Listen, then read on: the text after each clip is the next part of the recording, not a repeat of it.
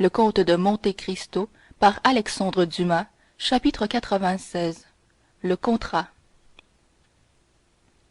3 jours après la scène que nous venons de raconter, c'est-à-dire vers les 5 heures de l'après-midi du jour fixé pour la signature du contrat de mademoiselle Eugénie Danglars et d'Andrea Cavalcanti, que le banquier s'était obstiné à maintenir prince, comme une brise fraîche venaient frissonner toutes les feuilles du petit jardin situé en avant de la maison du comte de Monte Cristo, au moment où celui-ci se préparait à sortir, et tandis que ses chevaux l'attendaient en frappant du pied, maintenu par la main du cocher, assis déjà depuis un quart d'heure sur le siège, l'élégant phaéton avec lequel nous avons déjà plusieurs fois fait connaissance, et notamment pendant la soirée d'Auteuil, vint tourner rapidement l'angle de la porte d'entrée, et lança, plutôt qu'il ne déposa sur les degrés du perron, m Andrea Cavalcanti, aussi doré, aussi rayonnant que si lui, de son côté, eût été sur le point d'épouser une princesse. Il s'informa de la santé du comte avec cette familiarité qui lui était habituelle, et, escaladant légèrement le premier étage, le rencontra lui-même au haut de l'escalier. À la vue du jeune homme, le comte s'arrêta. Quant à Andrea Cavalcanti, il était lancé, et quand il était lancé, rien ne l'arrêtait. Et bonjour, cher monsieur de Monte Cristo, dit-il au comte. Ah, monsieur Andrea, fit celui-ci, avec sa voix demi-railleuse, comment vous portez-vous? À merveille, comme vous voyez, je viens causer avec vous de 1000 choses. Mais d'abord, sortiez-vous ou rentriez-vous? Je sortais, monsieur. Alors, pour ne point vous retarder, je monterai, si vous le voulez bien, dans votre calèche, et Tom nous suivra, conduisant mon phaéton à la remorque. Non, dit avec un imperceptible sourire de mépris le comte, qui ne se souciait pas d'être vu en compagnie du jeune homme. Non, je préfère vous donner audience ici, cher monsieur Andrea. On cause mieux dans une chambre, et l'on n'a pas de cocher qui surprenne vos paroles au vol.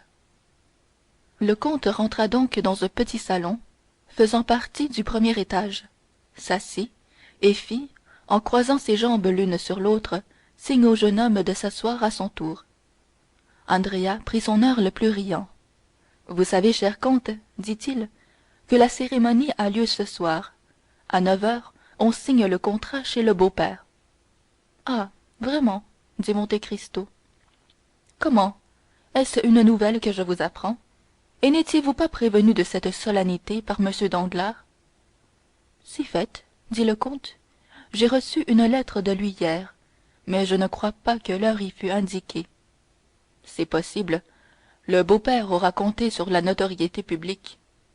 Eh bien, dit le comte, vous voilà heureux, monsieur Cavalcanti. C'est une alliance des plus sortables que vous contractez là.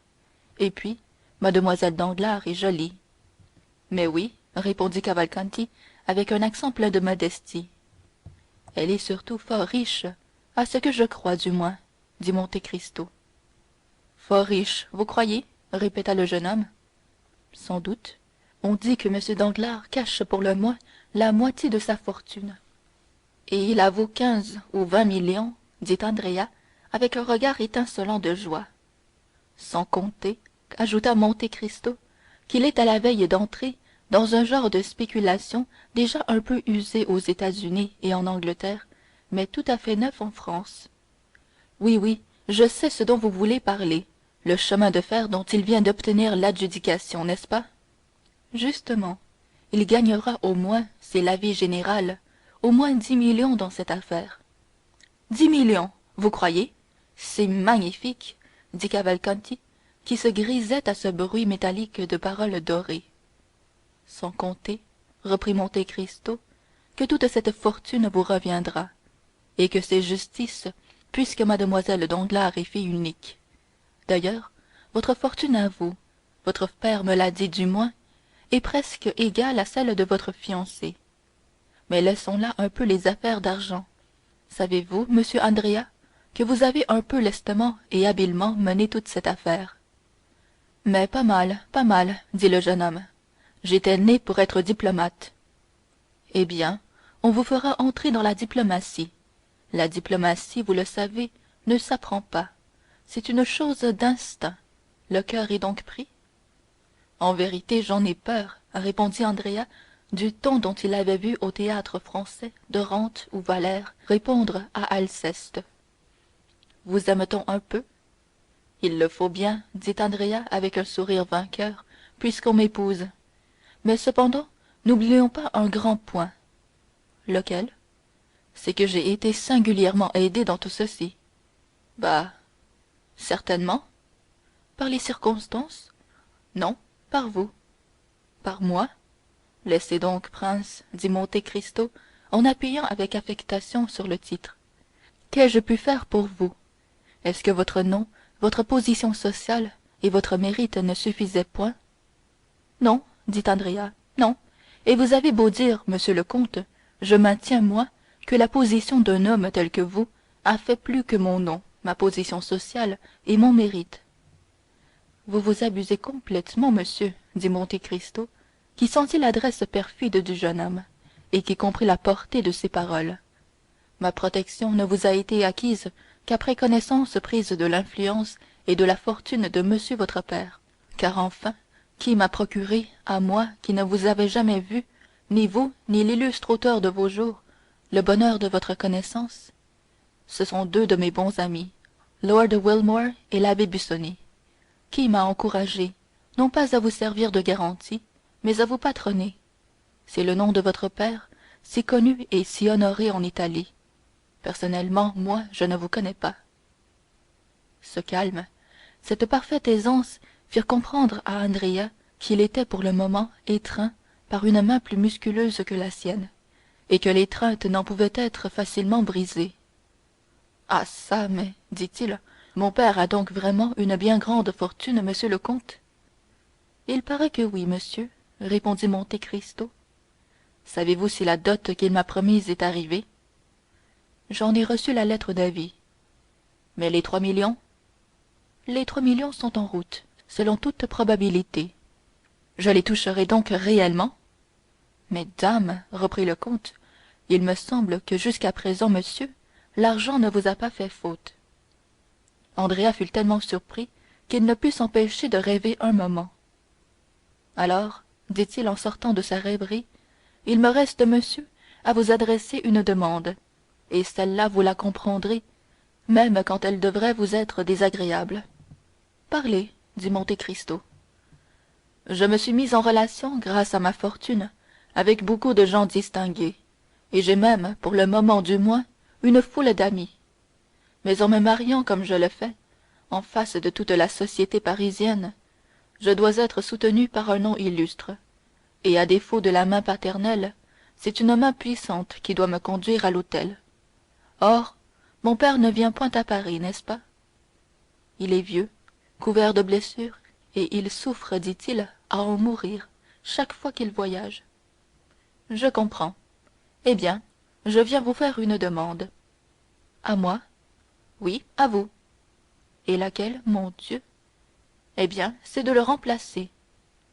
Ah, mon cher monsieur, quoi, après les nombreuses relations que j'ai eu le bonheur d'avoir avec vous, vous me connaissez si mal que de me faire une pareille demande? Demandez-moi un demi-million à emprunter, et quoiqu'un pareil prêt soit assez rare, parole d'honneur, vous me serez moins gênant. Sachez donc, je croyais vous l'avoir déjà dit, que dans sa participation morale surtout aux choses de ce monde, jamais le comte de Monte Cristo n'a cessé d'apporter les scrupules, je dirais plus, les superstitions d'un homme de l'Orient. Moi qui ai un sérail au Caire, un à Smyrne et un à Constantinople, présider à un mariage, jamais. Ainsi vous me refusez? Net, et fussiez-vous mon fils, fussiez-vous mon frère, je vous refuserais de même. Ah, par exemple, s'écria Andrea désappointé. Mais comment faire alors? Vous avez 100 amis, vous l'avez dit vous-même. D'accord, mais c'est vous qui m'avez présenté chez M. Danglars. Point. Rétablissons les faits dans toute la vérité. C'est moi qui vous ai fait dîner avec lui à Auteuil, et c'est vous qui vous êtes présenté vous-même. Diable, c'est tout différent. Oui, mais mon mariage, vous avez aidé... Moi. En aucune chose, je vous prie de le croire. Mais rappelez-vous donc ce que je vous ai répondu quand vous êtes venu me prier de faire la demande. Oh, je ne fais jamais de mariage, moi, mon cher prince. C'est un principe arrêté chez moi. Andrea se mordit les lèvres. Mais enfin, dit-il, vous serez là au moins? Tout Paris y sera. Oh, certainement. Eh bien, j'y serai comme tout Paris, dit le comte. Vous signerez au contrat? Oh, je n'y vois aucun inconvénient, et mes scrupules ne vont point jusque-là. Enfin, puisque vous ne voulez pas m'accorder davantage, je dois me contenter de ce que vous me donnez. Mais un dernier mot, comte. Comment donc? Un conseil. Prenez garde, un conseil, c'est pis qu'un service. Oh, celui-ci, vous pouvez me le donner sans vous compromettre. Dites. La dot de ma femme est de 500 000 livres. C'est le chiffre que M. Danglars m'a annoncé à moi-même. Faut-il que je la reçoive ou que je la laisse aux mains du notaire? Voici en général comment les choses se passent quand on veut qu'elles se passent galamment. Vos deux notaires prennent rendez-vous au contrat pour le lendemain ou le surlendemain. Le lendemain ou le surlendemain, ils échangent les deux dots, dont ils se donnent mutuellement reçu. Puis, le mariage célébré, ils mettent les millions à votre disposition, comme chef de la communauté. C'est que, dit Andrea, avec une certaine inquiétude mal dissimulée, je croyais avoir entendu dire à mon beau-père qu'il avait l'intention de placer nos fonds dans cette fameuse affaire de chemin de fer dont vous me parliez tout à l'heure.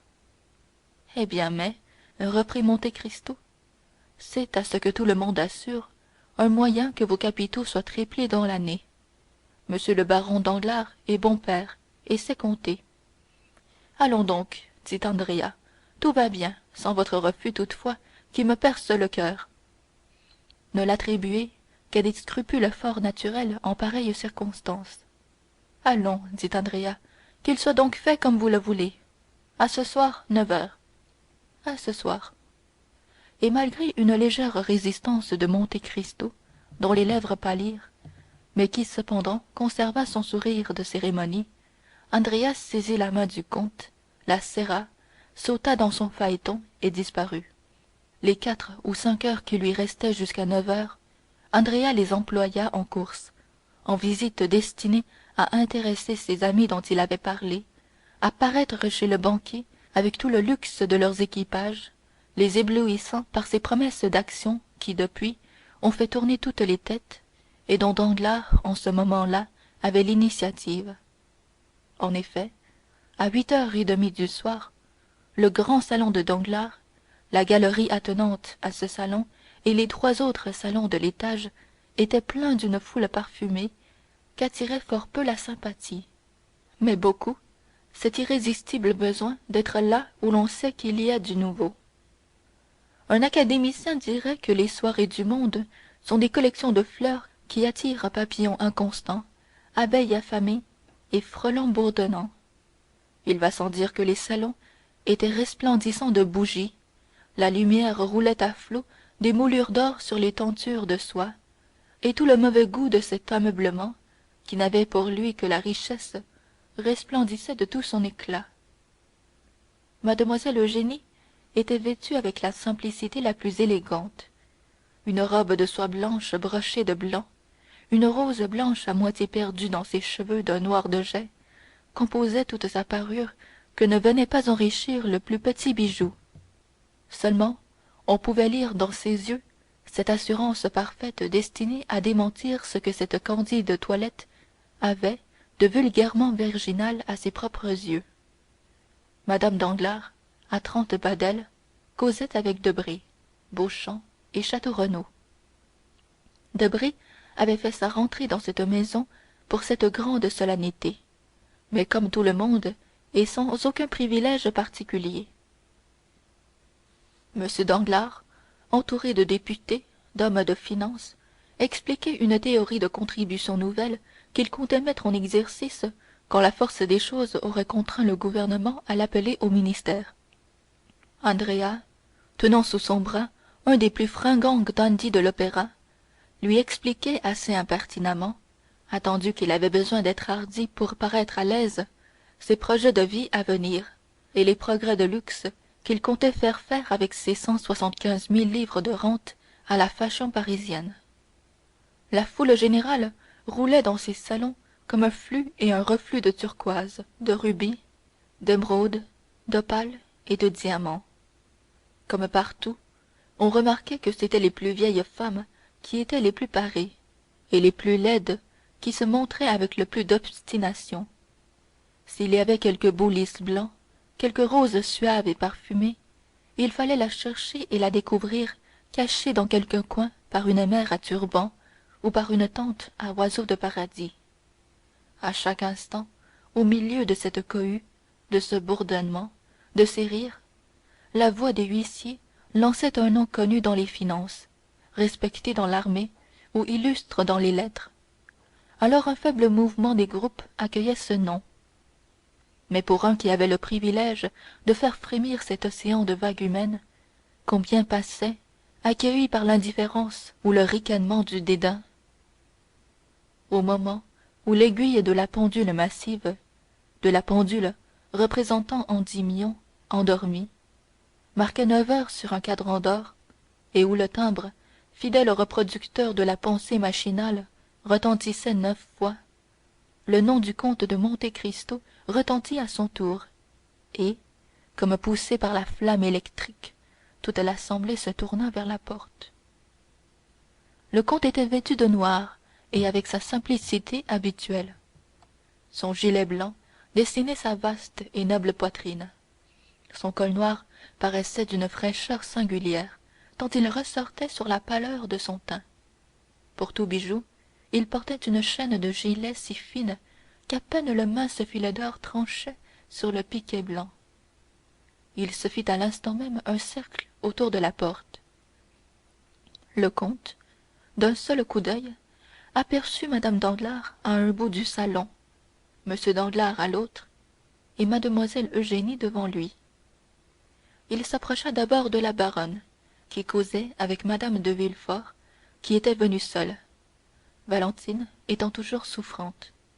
Et sans dévier, tant le chemin se frayait devant lui, il passa de la baronne à Eugénie, qu'il complimenta en termes si rapides et si réservés que la fière artiste en fut frappée.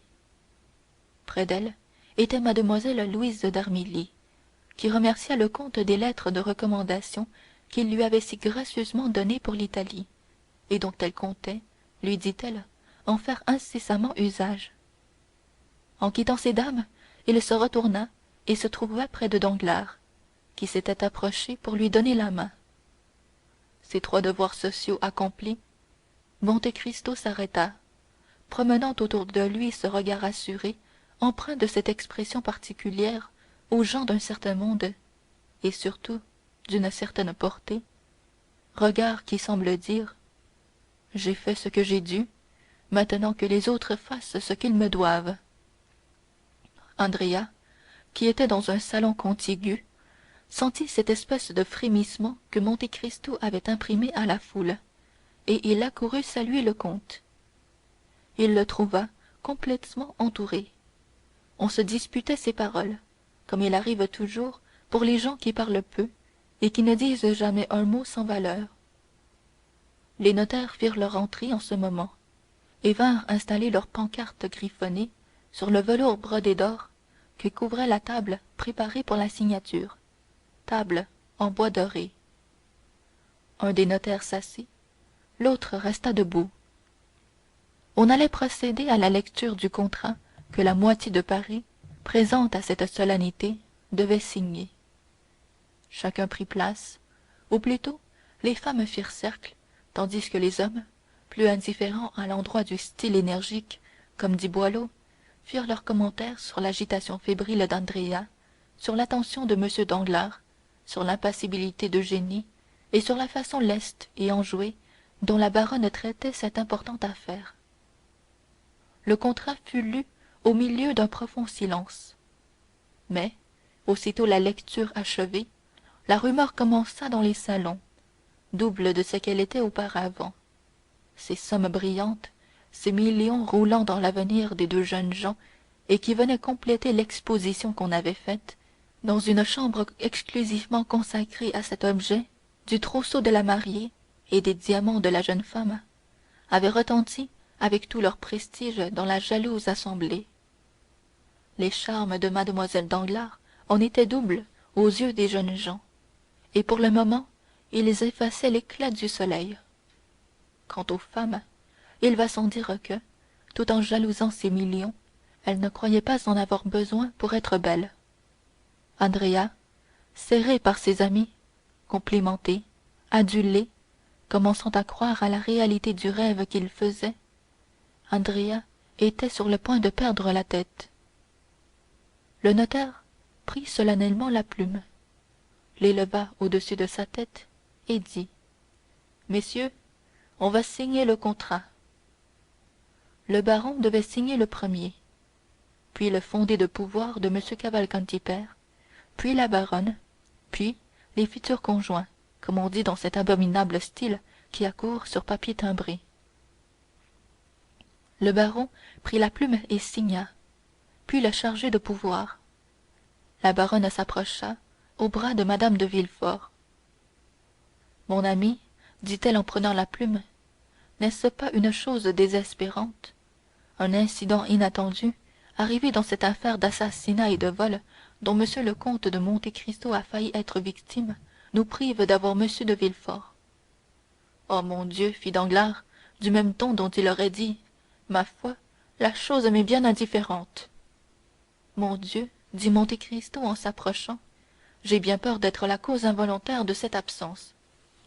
Comment, vous, comte? Dit mme Danglars en signant. S'il en est ainsi, prenez garde, je ne vous le pardonnerai jamais.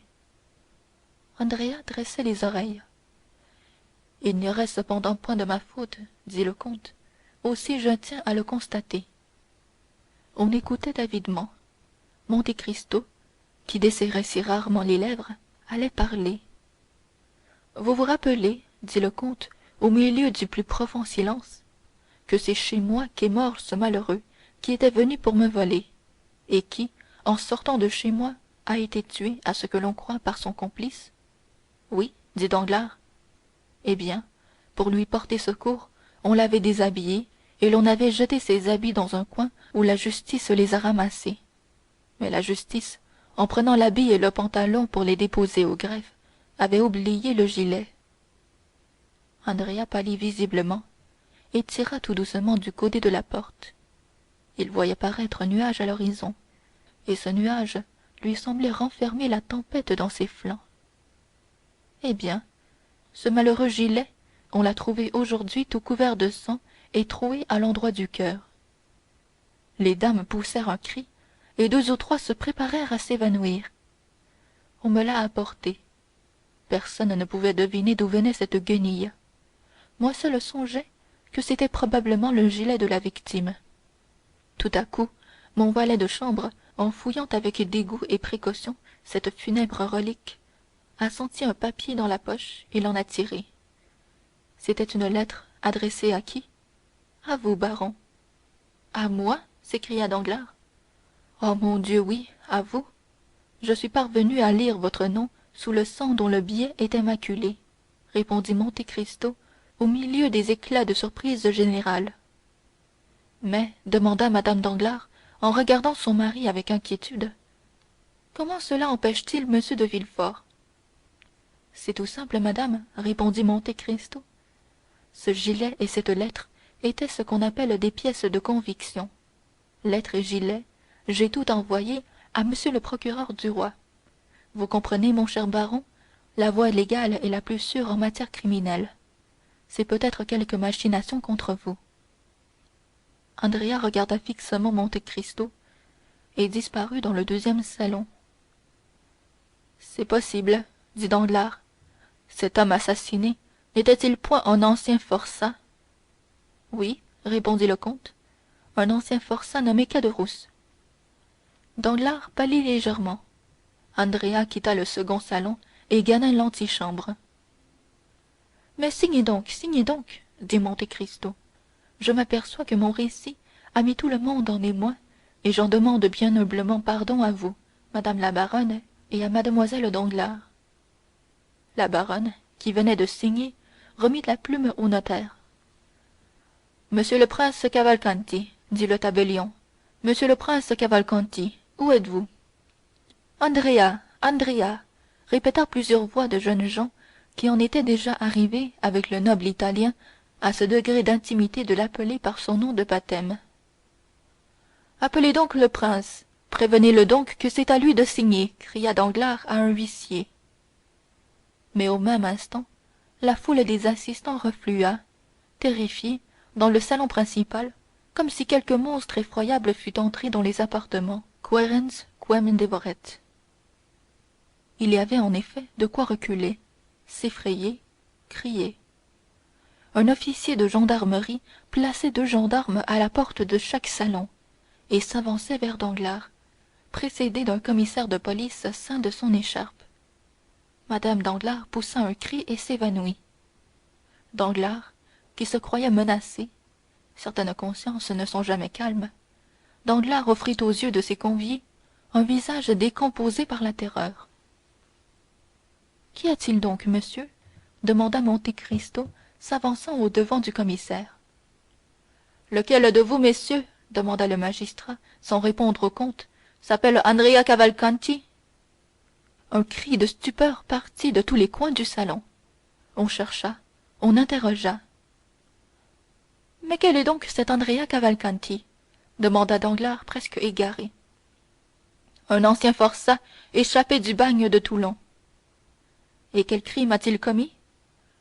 Il est prévenu, dit le commissaire de sa voix impassible, d'avoir assassiné le nommé Caderousse, son ancien compagnon de chaîne, au moment où il sortait de chez le comte de Monte Cristo. Monte Cristo jeta un regard rapide autour de lui. Andrea avait disparu.